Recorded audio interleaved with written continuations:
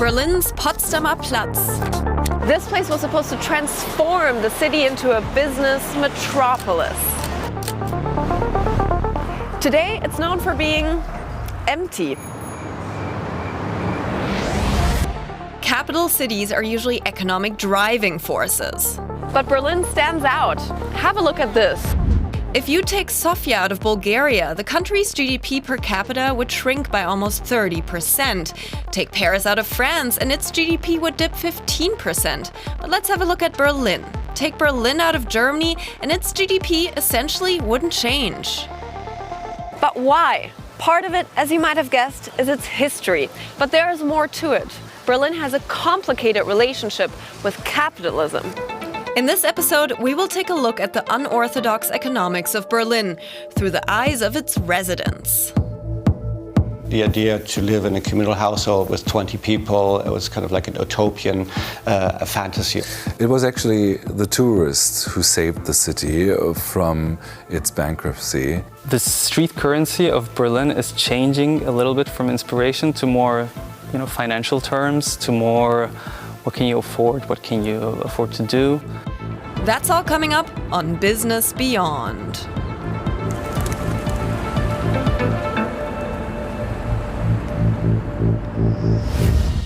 Let's start here, a former war bunker in the middle of Berlin. Much like this bunker, the story of Berlin's modern economy is one of transformation. And it's the story of treading a tightrope between capitalism and counterculture. During the Second World War, 4,000 people were seeking shelter in this bunker. Then the East German government used it as a storage for fruits from its ally Cuba. In the 90s, ravers turned the bunker into one of the world's most hardcore techno clubs. Then it was abandoned.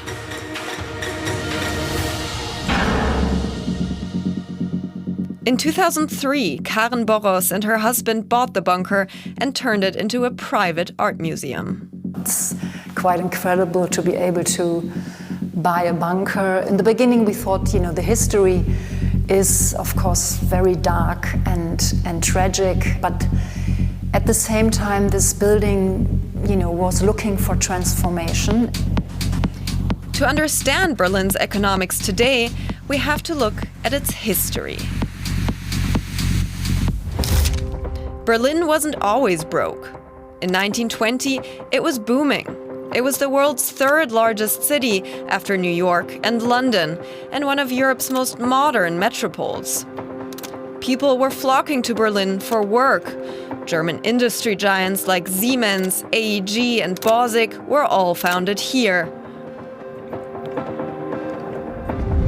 But after the Second World War, Allied powers divided Germany into two countries.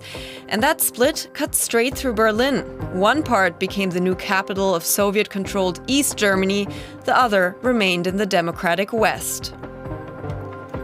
Starting in 1961, the East German authorities began building a border wall, eventually stretching 155 kilometers.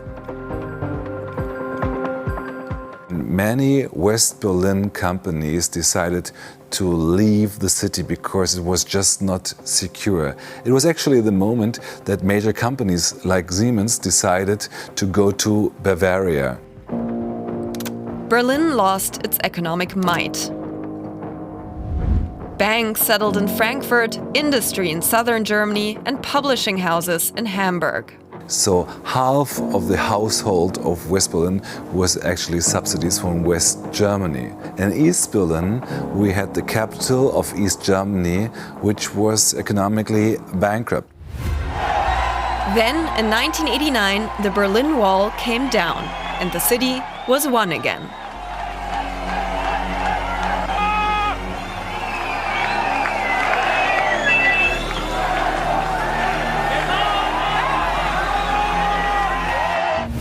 '90 was the beginning of a tumultuous decade for Berlin. The city had to find a new identity and an economic footing.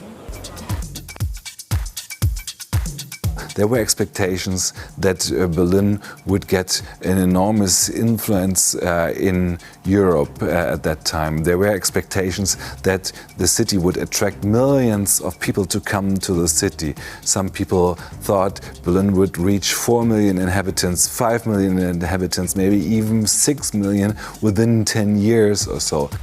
To become one, the city had to unite the centrally planned economy of the East with the market economy of the West. The West German currency, the D-Mark, the famous D-Mark, was introduced in East Germany in 1990, in July 1990. People couldn't wait for this. Actually, people were lining up at the banks once they could do their exchange. But Berlin was struggling. The outdated communist-style factories in the east of the city couldn't compete in a global economy and had to close. Unemployment soared and people left Berlin. Abandoned apartment buildings and empty factories suggested a wasteland to some, to others, a blank canvas. So the atmosphere was anything is possible, and we can turn the world upside down. Sandy Kaltenborn came to Berlin in 1990, drawn in by the city's cheap housing and alternative ideas. He settled in the East Berlin district of Friedrichshain. We had a huge squatting movement. At this time, there were about 120 squats in mainly East Berlin because, it was a historical gap. The West German authorities were not in charge yet, and the East German authorities had different problems. So in this gap, a squatting movement emerged. The idea to live in a communal household with 20 people, it was kind of like an utopian fantasy. In the 1990s, Berlin became a capital of counterculture. And techno, its soundtrack. Artists, activists, and music pioneers captured Berlin's abandoned buildings. Ruins of a department store became the famous art center Tacheles. And remember the bunker? It became the forerunner to the now world-famous techno club Berghain. There was a techno club, and there was a sadomaso club, and all these different levels were, during party nights, it was connecting. Berlin's Love Parade started as a small techno street demonstration for peace and ballooned into a world-renowned parade.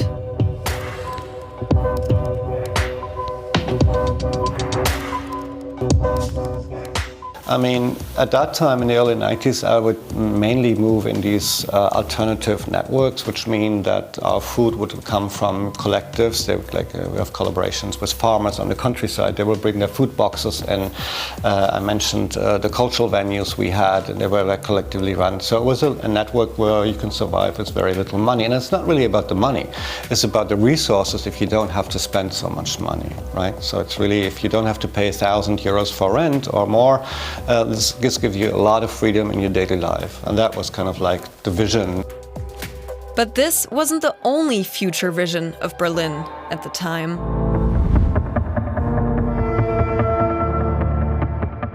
While some pushed Berlin's counterculture, others wanted to bring back the financial power of pre-war Berlin. So many politicians thought that Berlin would catch up with the industrial and financial power of the pre-war period before 1933, before 1945. Instead of abandoned apartments, this vision centered around Berlin's Potsdamer Platz. Exactly, this place. During Germany's division, it was a desolate border area between East and West Berlin. After the fall of the wall, Daimler-Benz, the forerunner of the Mercedes-Benz Group, bought the plaza. With the goal of creating a 21st century high-rise city, Potsdamer Platz transformed into Europe's biggest construction site. One staunch defender of that goal was the city's mayor, Eberhard Diepgen. Eberhard Diepgen belonged to these politicians who had high expectations and who thought that major companies, major industrial companies and also major financial players like big banks would return to Berlin. But those expectations didn't become true. The only major German company that set up shop at Potsdamer Platz was Germany's public railway, Deutsche Bahn. Other firms steered clear. The city still couldn't compete with German business hubs like Frankfurt or Munich. Berlin's biggest businesses were its hospitals and public transport, all state-owned. Its failing ambitions cost the city. Berlin was spending more money than it was taking in. And the financial hole it dug itself into was getting deeper. Berlin's city-run bank was embroiled in a scandal. Check out this DW report from 2000. It appears that loans for shady property deals were common practice. The bank's managing director throughout was Klaus Landowski, who, until recently, was leader of the CDU group in the Berlin parliament and a close political ally of the mayor. But close ties between local politicians and business interests in Berlin appear to have spun a web of corruption from which it's difficult to escape. A web of corruption that ended up causing the downfall of Berlin's city government. By the beginning of the 2000s, Berlin's vision of becoming a global business hub seemed like a fever dream. Unemployment in Berlin was soaring. No other place in Germany had more people relying on welfare. Berlin was lacking business. So instead, it began capitalizing on what it did have to offer. It was cool.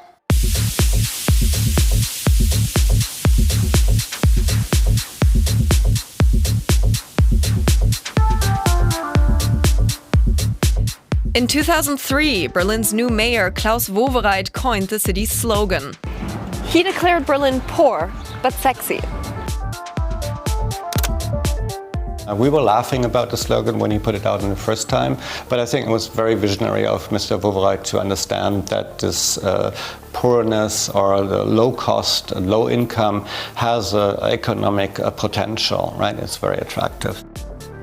In 2004, the first low-cost flights landed at the city's airport, paving the way to an unconventional capital. Berlin's former industrial parks had turned into adult playgrounds, and the landing strip of an abandoned airport into whatever this is. Berlin was the only city worldwide with 3 opera houses, and state subsidies helped keep ticket prices cheap. Between 1996 and 2006, the number of visitors in Berlin more than doubled. By 2012, it tripled.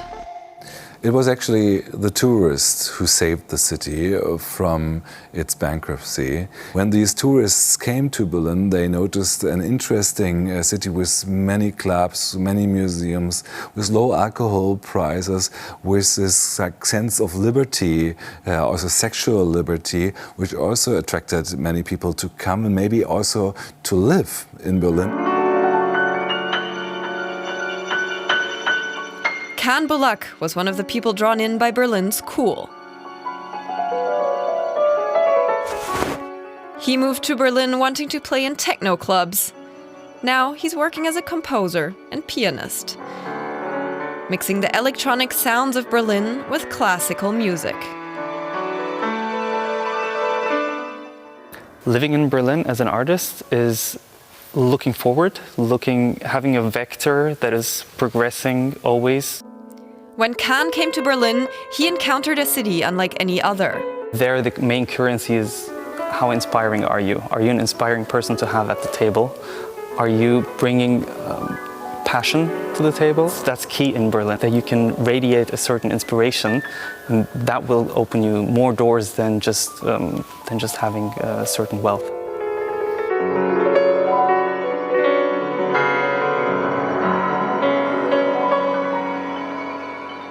In the 2000s, the city was still full of buildings that had remained abandoned and underdeveloped since the fall of the Berlin Wall. It's the main reason why art can flourish in a progressive manner. You don't have to create art that has to be in the space that's already existing, which is probably the living room of someone who's financing the art. You can just go and put it into some rough space.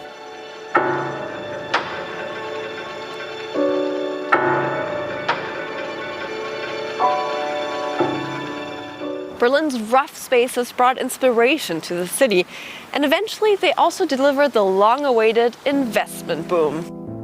After the financial crisis, investors escaping bad loans in the United States were looking for new opportunities and found Berlin's cheap real estate.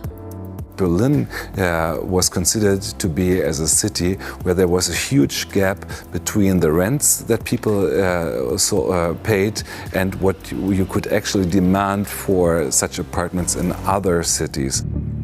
The city's facade was transforming, but as money was finally pouring in, it was pushing out those communities that shaped Berlin's brand. In 2012, artists were evicted from Tacheles. That's the department store that turned into a squat that turned into an art center. The building was bought by a New York investment firm. The former squatting central of Friedrichshain got a facelift. And Berlin's rents started a steep ascent that's still ongoing today. Around 2010, this was a tipping point where gentrification actually hit the middle class. But in 2011, we received a double rent increase in social housing where we live. It's very sad. Because it also means you'll have different people coming in the city. Sandy Kaltenborn and his neighbors started a tenant community and managed to temporarily halt rent increases in Berlin's social housing. But they were up against an overwhelming trend. A city that once was known for its cheap housing is turning unaffordable. In 2017, Berlin had the fastest rising property prices of all cities in the world.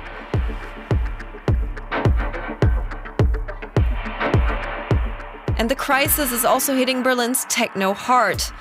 Last year, 2 of the city's most famous clubs announced they are closing. Their leases weren't renewed. According to the Berlin Clubbing Association, half of all clubs are considering shutting their doors because of rising costs from rents and inflation.